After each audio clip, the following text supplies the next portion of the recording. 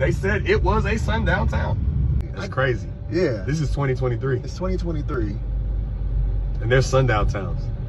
But you were mentioning there's one actually here in Alabama. Well, we're in Alabama. It's called Coleman, Alabama. Coleman, Alabama. C-U-L-L-M-A-N. Okay. Alabama. And then tell me about your story just now. Okay. I was in Coleman. I was working with a real estate company where we would go out. People would call in off of postcard ads to buy their houses. So it was one particular house that was located in Coleman, and I was training with an office in Huntsville, and so I noticed strange glances every time they mentioned we were going to Coleman, and so I stayed quiet. I've heard of Coleman, but I didn't want to jump the gun. I wanted to see what they knew. I wanted to just pay attention. So we're riding, and as we come into town, I see a store, and it had a guy's face painted on the side of it. He had a beard. And so, I mean, to me, he looked like a person of color. I said, oh, this is a forward-thinking town. Look at that. They have, you know, I'm thinking, okay, they done put somebody up. The driver looks at the passenger, because the two guys I was riding with were in the front, I'm in the back. They look at each other, and he said, no, it's actually very much the opposite. He tells me out of his mouth, this is probably the most racist town in Alabama. It is a sundown town. I said, now you tell me after y'all bring me here. They're like, oh, you'll be fine, man, you'll be fine.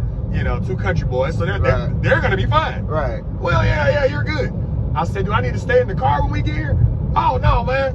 I was like, okay. We pull up, we hop out. I'm hopping out the car. Everybody's getting out, closing the doors. I'm walking around. White lady comes out of the house, older, a little older. She looks at everybody. She sees me and yells out, oh, y'all brought a black fella. Wow. And she was bold. Bold. Out loud, yelled it. Because we were parallel parked in the street. So I'm in the road, getting out, walking around, and she yelled it. So how did that rest of the interaction go? I stayed out of the way. Okay. Yeah, I let them two take the lead. She kept trying to, like, grab me. Like, it was weird. And then one time, she acted like she was going to fall, and I held my arm out, you know, in the house to help her. Like, oh, don't fall. She said, watch out, I'm dangerous.